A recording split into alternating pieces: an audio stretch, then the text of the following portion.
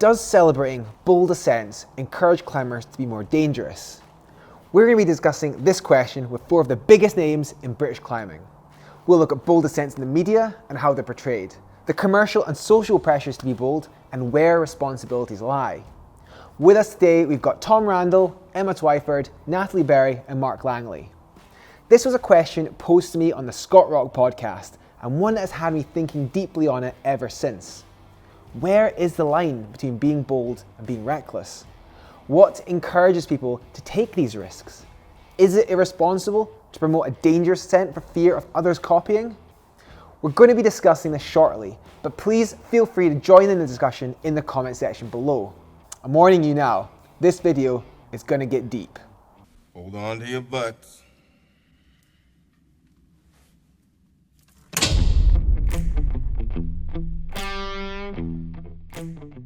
Fearless, adventurous, courageous. These are all words that in some part can describe the meaning of what we in climbing call boldness. But what actually is the meaning of the term bold, and how is it different to just pure recklessness? Bold is the ability to be able to put yourself into a position of relatively high risk or a high degree of repercussion if things go wrong, but also understanding how close you can go to that line before you actually reach the failure. So the boldness element is the ability to push very, very close to the line before, you obviously tip over and things go really wrong. And I think that's a very calculated thing. You get good at it with experience and time in that zone. Whereas reckless, I would say, is when you approach that same zone and you may not actually achieve right on the line, but you go close to it and you have a lot of naivety and a lack of experience and you don't understand the repercussions, well, a combination of the repercussions of going close to that line. You haven't got such good judgment of how close you can go to it, and you're just going in with basically a lack of preparedness. So that's what I would say is the difference to me between bold and reckless. To break it down first, my definition of being bold would be to push yourself. And you're pushing your limits, but you're still within your comfort zone to some extent. It can be risky, but you can still have control of some of the factors, though you will be unable to control all of them. Even though you are being bold, you have weighed up the risks and consequences, accepted these and made an informed decision that you are capable of doing the climb, and you have accepted the consequences. Recklessness to me is pushing too far past your comfort zone. You don't have control. You haven't really weighed up the risks or consequences, but still go for it regardless and end up in a dangerous situation that you're not prepared for, whether that's having to be rescued or whether you take a bad fall, or you end up just freezing on the route. Being bold is accredited more to someone who approaches a risky climb with thought, care, and a full understanding of the potential repercussions. And using their experience, they are able to climb it in a safe manner, albeit being in an exposed and potentially risky situation. Being reckless is approaching a climb without due care and often attributed to someone without the necessary experience attempting something probably way out of their pay grade. In essence, being bold is knowing how close you can get to that line before you reach failure. And recklessness is not knowing where that line is. Experienced trad climber James McAfee weighed in that more climbers hurt themselves on easy climbs than harder ones, which is more than likely because those who are less experienced put themselves in dangerous situations and just don't have the skill sets to get out of them. I mean, that's not to say that experienced climbers don't get hurt, but with experience comes a good understanding of the risks attached. And speaking from experience, at the beginner or amateur level often comes a bit of blissful ignorance, which honestly, you either get away with or you don't.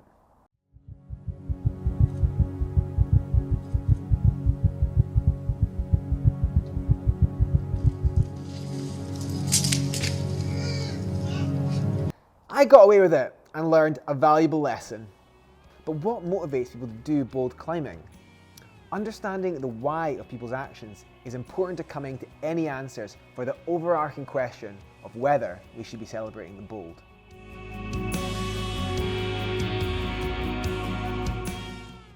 It goes without saying that bold stuff looks pretty darn cool. And we know this because it's not just climbers that think that, non-climbers do too. The mainstream media goes mad for anything that sounds dangerous or death-defying. The few times I've been in mainstream news from my ascents, the first things journalists have asked is how dangerous it is and what would happen if I fell off. I asked Natalie Berry, editor of UKClimbing.com, her thoughts on this. Yeah, I feel like more dangerous ascents definitely get more coverage in mainstream media. Like, it's all death and daredevils, basically, which I think is a shame. I think there should be more coverage of climbing in the media that's not just people dying and people falling off. And of course, free solo, you know, won an Oscar, got so much coverage. But what about the climbing media? I asked professional photographer Marc Langley if he felt any pressure from the climbing media to produce more extreme images. I don't think that risk or danger does sell, is more likely to sell in the climbing community. Yeah, I've never once come across a situation where an editor has said to me, "Oh, we're not going to go with that story because it's not dangerous enough." I think a lot of people are drawn to reading about, you know, more dangerous things, but yeah, I genuinely don't think that is a problem in the UK climbing scene to be a thing. You know, the analogy that you use, that, you know, sex sells, does danger sell? I don't think it does. So maybe demand for danger in climbing media is less than in the mainstream media, but there will always be risky ascents and stories. So does the climbing media have a responsibility when reporting on these? I wouldn't say we particularly go for risky things. I think we, in fact, in the past, we've actually actively decided not to cover certain ascents if we feel like they're a bit reckless. One of them was like a solo up the Eig. You can probably guess who it was. We didn't feel like that was very, we felt like it was less measured and less thought through than something that Alex Honnold might do. I'm sure there's examples of other times when we've done a similar thing. But yeah, we try not to be like clickbaity, like going for reporting on big, silly ascents. We try and assess them and figure out whether the person who's done it has done it for themselves or done it for the media. But it's a difficult line for the media to draw, I think. Yeah. Not all media outlets will follow this journalistic ethic, but it's clear that care should be taken when reporting on things like this. As a photojournalist and someone who makes a living from, I suppose you could argue the mechanism by which some of these events, some of these more bold events and these risky events are put into the media, I think there's a great responsibility on people like myself to ensure that the narrative that you are pushing is for the right reason. So the question that I always ask myself before I embark on a project is, what story am I trying to tell? Whose story am I trying to tell? And what's the purpose of it? They're the sort of three tick lists, if you like, checkpoints that I sort of ask myself. And the reason for that is because you should never push a narrative or push someone down a narrative or subject down a narrative for the sake of that narrative telling a story that is false. And by that I mean the only reason you've published that article or you've taken that image is because you've persuaded someone to do something that they particularly don't want to do, and therefore enabling that Kodak culture. But the narrative around bold ascents doesn't just come from the media, it also comes from the climbers who do them and the sponsors who back them.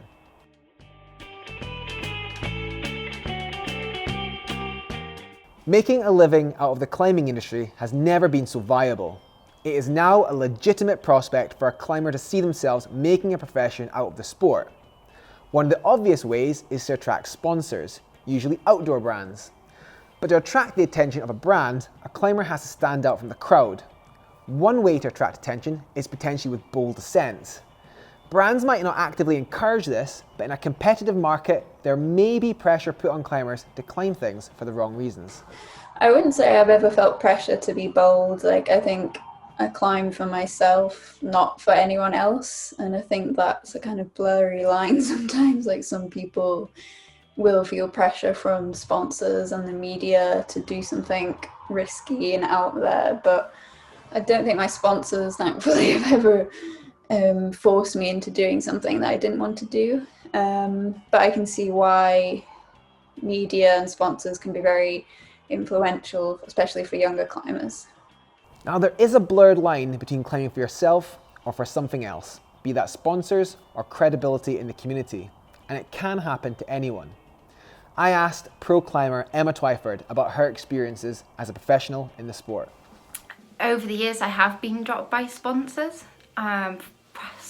sometimes for not performing due to injury or lack of motivation. When I was 18, I had glandular fever, and so I stopped climbing for a period of time to focus on my A levels, and it took a long time for my motivation to come back. And I guess going back to Monopoly, that was me trying to get my climbing career back in line, back on track, and to regain sponsorship. So very much the wrong reasons. And I guess at that time I felt some pressure to be bold, especially as trad climbing was my medium, it's what I was known for. But I learned to choose routes now for my own motivation, to make sure that I'm mentally ready as well as physically capable of climbing them. Cases like Emma's aren't unique, and you could certainly see the appeal to go out there and do something scary for the sake of a headline that might nab you a new sponsorship deal. But do sponsors have a duty of care in this situation? In terms of sponsorship, sponsors also have a responsibility for a duty of care to their athletes. One of the things that I have now is a very good working relationship with every sponsor that I have. I don't feel the pressure that I'm going to be dropped at any instant because I'm not performing. Everyone has off years or off months. We can't mentally push it every day of every month. And I think that in turn falls back onto sponsors, that they have a duty of care to look after their athletes and to make sure that they're aware that their jobs and their careers aren't at risk because they're not having the best month. That we can perform when we're up to it, when we feel like when we feel ready for it. And I think that's really important going forward. As an extension of this, climbers could feel the pressure to capture bold ascents on camera or film, which could lead to risky situations. I think there is an issue within society today whereby people feel pressured to do arguably some reckless things, or at least up the frequency at which they're doing more bold things in order to feel validated on things like social media, etc., etc. And the mechanism for doing that is by using a camera or to be more accurate these days, a smartphone of some description. However, I think it's quite a complex, it is a complex topic. I actually think Kodak culture is a manifestation of the pressures that society put on people who are typically in the public eye to almost justify the things that they are doing in some way. And I also think it's complex because for those people who are participating in such events, the subjects feel that pressure from society to record everything that they're doing, or at least record the more bold or reckless things that they're doing. I guess the ultimate thing is, the question to ask yourself is, would you do that thing you're about to do if there wasn't a camera there? If the answer came back no, then should you really be doing it? Whilst brands play one role in influencing climbers, pro climbers also have a huge influence on the climbing community at large. Most pro climbers have huge social media followings, and perhaps there is a level of responsibility that goes along with it. We also have a responsibility to showcase the easier climbs that we're doing, the adventurous things that we're doing, and to show the flip side of climbing, that it isn't all glamorous, that it isn't always all success, that we do have failures. We have to show the consequences of those failures as well. I think we have responsibility to own up to when a route is risky. We have a responsibility to explain what those risks are and what the consequences of that might be. But we also have to explain the experience that we've gained along the way. That doesn't just come overnight. I think we have to have a responsibility to explain the process of how we've got there. And for me, that is trad climbing for 20 plus years. Like, that just hasn't just happened overnight. I have built up years and years of experience to get to this point. And I think we have to show that these things aren't ego driven. We have to explain the motivation behind that choice, and why we are justifying the risks that we're taking. We have a responsibility to not over glamorize these things as climbing becomes much more mainstream. I think most people know that with any sport comes some element of risk and some element of potential injury, and I think we have a duty of care to explain what that is, and explain why we are doing what we do, basically. But with social media being often so superficial in the level of detail you can give, how can climbers properly discuss the processes and risk assessments involved in their riskier ascents? I asked pro climber Tom Randall about how he approaches bold ascents on social media. I'm not sure I have an answer to how we should present ourselves in the public space in relation to risk, other than being prepared to engage in a dialogue that may occur through our riskier behaviours, and not to shun people because they ask us. So for example, if I get questioned for not wearing a helmet, I would like to think that I would talk to someone and have a dialogue with them, whether it was a Facebook comment or someone asking me at the crag or on a blog page, for example. But this is just one small part of the bigger picture, as we also have to look at ourselves and what part the outdoor community plays in all of this.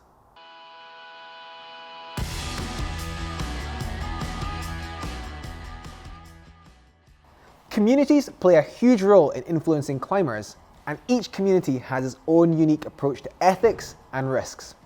When I was growing up as a climber, I was surrounded by bold climbers with strong ethics, which no doubt had a huge influence in my formative years.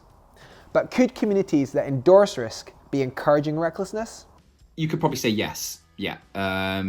In the way that the community and the media around it present and create and reward to those who are good at doing bold things.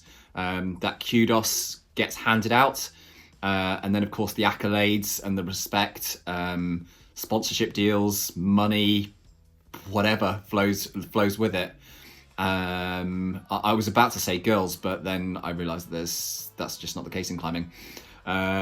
So it's, yeah, I think you could probably, it would be fair to say that there is some level of cultural, I don't want to say it's cultural pressure, I just think it becomes a cultural norm and a kudos awarding mechanism. And this happens in lots of adventure sports and lots of adventure pursuits. You can see the same in base jumping, BMXing, skateboarding, surfing, loads of them. So I think that's very, very normal, and I think it'd be very hard to stop it. And to me, it feels just a very natural part of the culture, the community, and people find their way to fit into it and work whether they like it or they don't like it. Different climbing communities will always approach risk differently, depending on their cultural ethics.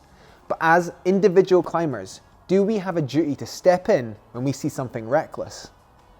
There is a certain responsibility in any climbers, or just, I think, any human, to be able to communicate and feel a level of attachment and empathy towards others around them, so that if they see someone in a tricky situation where they are being what we would class as being reckless, then yeah, I think they should reach out in some kind of manner, whether that's providing pressure to not do it, or whether it's a kind word, or whether it's really sticking in an oar and saying, I don't want you to do this, and being reasonably bold itself about doing that thing, stepping up at the crag if you don't think something's right, in the the harshest possible respect. I think if you really want to kick off at someone at crag who you really feel like shouldn't be doing something,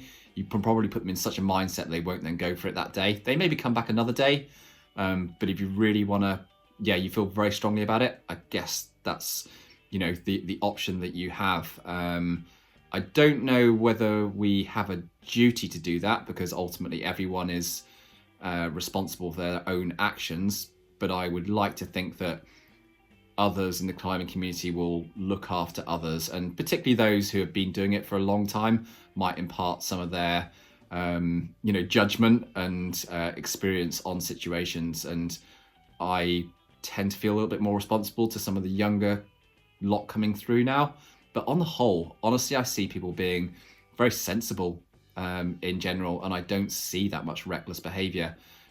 If anything, the reckless behaviour comes with people in very beginnery scenarios at the crag or at the indoor gyms, when people are just totally naively unaware of a major risk that they're taking, but they don't think that they're being risky.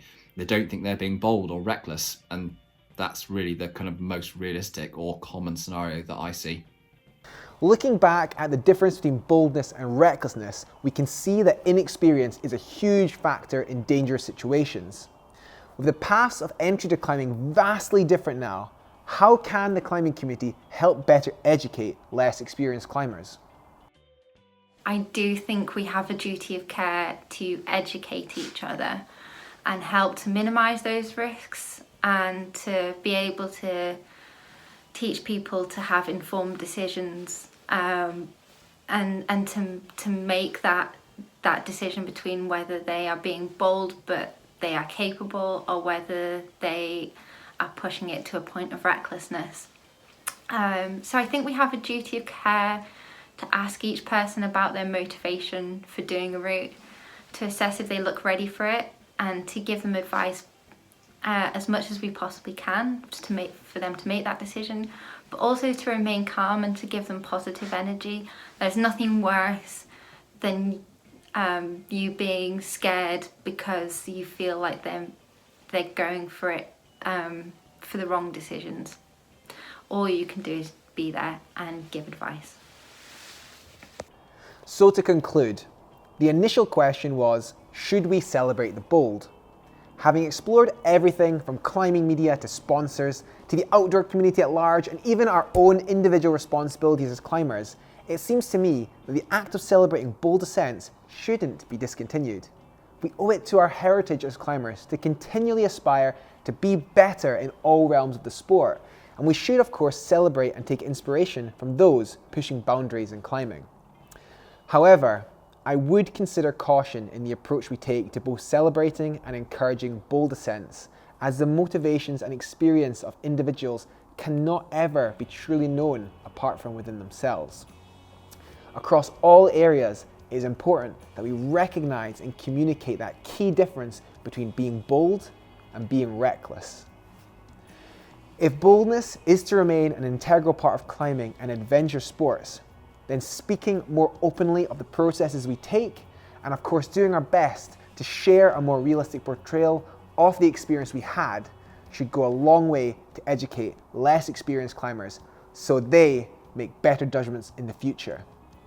And if bold climbing is still something that feeds the fire in their belly, then they will make informed decisions instead of reckless ones. If you have any thoughts on what we've spoken about today, just comment below.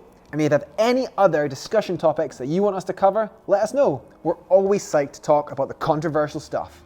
And if you haven't already, like, subscribe, and ding that wee bell for notifications on when the next video is out.